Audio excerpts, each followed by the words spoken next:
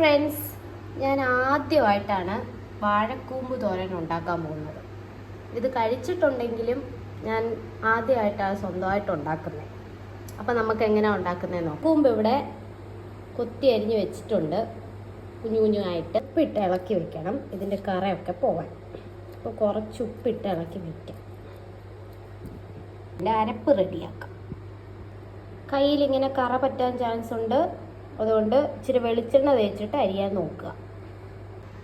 തേങ്ങയും ജീരകവും പച്ചമുളകും കൊച്ചുള്ളിയും വെളുത്തുള്ളിയും നമുക്ക് മിക്സിയിലൊന്ന് അരച്ചെടുക്കാം. ഒരുപാട് അരയേണ്ട, തോരന് വേണ്ടിയുള്ളത് പാകത്തിന്. ഇങ്ങനെ നമ്മുടെ അരപ്പ് ഇവിടെ റെഡി ആയിട്ടുണ്ട്. ഇനി നമുക്കിതിനെ കടുവറക്കാം. പിന്നെ ഒരു ടിപ്പ് പറഞ്ഞു തരാം. ഈ വറ്റൽമുളക് ഫ്രിഡ്ജിൽ വെച്ച് സൂക്ഷിച്ചാൽ കേടാവാതെ ഇരിക്കും, അല്ലെങ്കിൽ അതിൻ്റെ അകത്ത് കറുപ്പ് വരും. എണ്ണ ചൂടായിട്ടുണ്ട്, കടുകിട്ട് പൊട്ടിക്കാം. കടുക് പൊട്ടട്ടെ. ചുള്ളി ഇടാം, വറ്റൽമുളക് ഇടാം. പിന്നെ നോൺ സ്റ്റിക്ക് പാത്രങ്ങളിൽ ഇങ്ങനത്തെ തടിത്തവിയെ യൂസ് ചെയ്യാൻ പാടുള്ളൂ. സ്റ്റീൽ തവിയൊന്നും യൂസ് ചെയ്യാൻ പാടില്ല,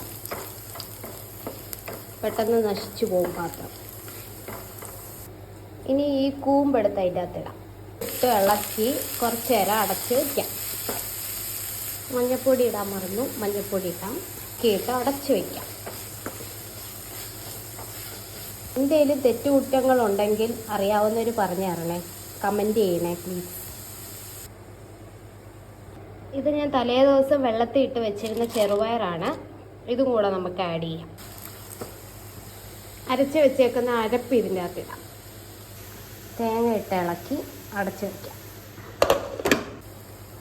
കുറച്ച് ഉപ്പ് കുറവായിരുന്നു, ഉപ്പും കൂടെ ഇട്ട് ഇളക്കാം. ചെറുപയർ വേവൂ എന്നുള്ളൊരു സംശയം എനിക്കുണ്ടായിരുന്നു, പക്ഷെ വെന്ത് കിട്ടി.